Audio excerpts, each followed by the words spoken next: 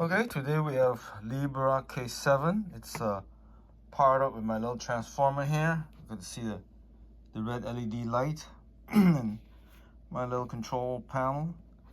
Here's the run stop button, RS. The green and yellow are one motor each direction, and the red and orange are the other motor, both directions.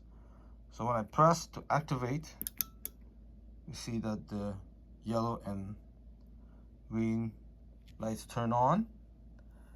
It's showing how much current is being drawn, which is very little because I don't have a motor.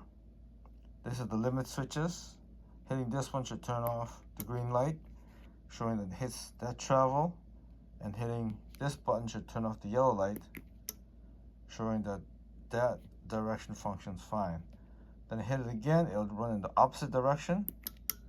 The other two lights will turn on, and then hitting the limit switch will turn off each respective motor, showing that the system is working completely.